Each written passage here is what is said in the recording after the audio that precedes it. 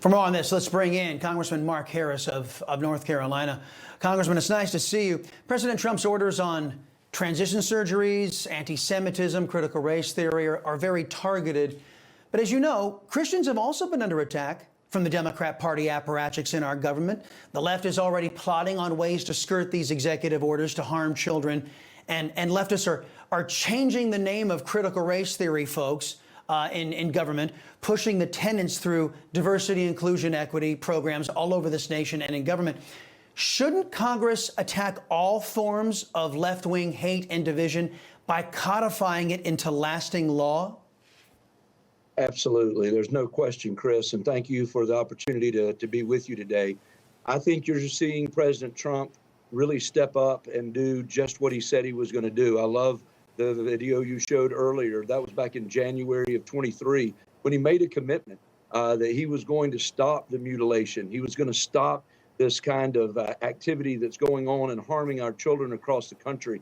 We've seen a number of states across this country, legislatures that have taken action to try to protect children from this harmful act. And I'm just very, very gratified to see the president stepping up and saying that we're going to cut off all federal money to these organizations and institutions that are a part of this enterprise that is truly harming the children in this country.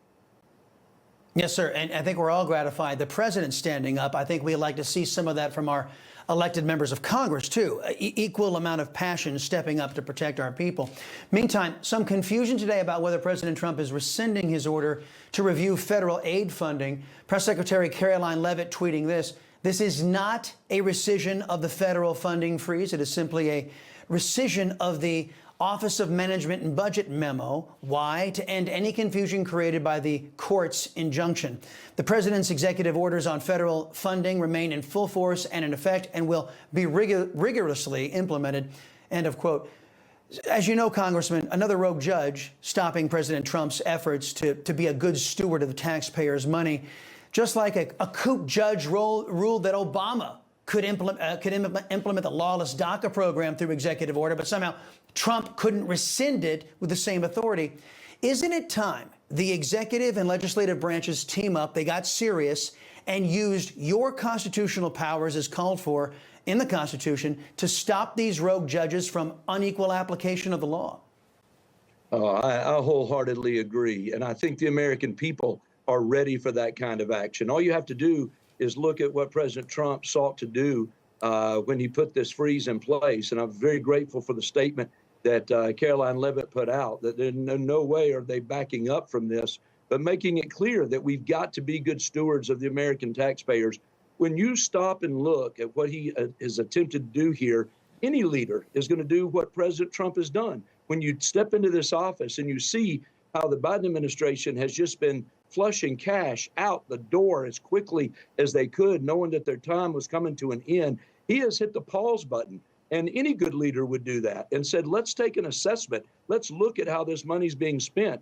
And if you heard him earlier at the Laken Riley signing, he started that day by listing some of the things, including the $50 million in condoms that were money to go for condoms in Gaza. When you look at the expenses that are just going out the window, these were activities that the American taxpayer really had no idea that this administration prior was doing. And President Trump has said, yes, we're going to hit pause, we're going to assess it, and I believe Congress is going to back him up every step of the way on this.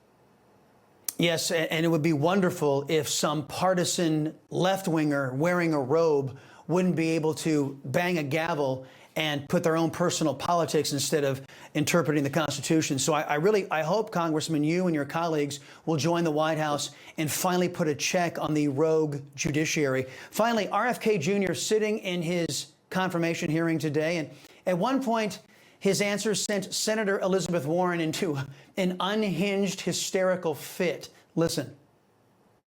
I'll comply with all the ethical guidelines. That's not the question. You and I, you have said you're asking me, Senator, you're asking me not to sue vaccine pharmaceutical companies. Yeah, you are. That's exactly what you're doing. Look, no one should be fooled here. If you're enraging people like Elizabeth Warren, I say you got to be doing something right. Comment, if you will, from what we're seeing from the RFK confirmation hearing, and of course the childish behavior exhibited by Democrats? Well, I think what you're seeing is exactly what we expected to see. Anytime you expose the left for what they are, and you expose them for the really direction they want to lead this country, they can't stand it. They just go nuts and just blow off. And that's exactly what we've seen, not only in RFK Jr.'s confirmation hearing, but we saw it throughout. When Pete Hegseth was going through his as well. And Pam Bondi, they tried it, and Pam shut them down almost immediately. So anytime you expose them, they're going to just blow their top. And that's exactly what we witnessed today in that hearing. Yes, sir. And it was wonderful to watch all these Democrats standing up for big pharma and big food, wasn't it?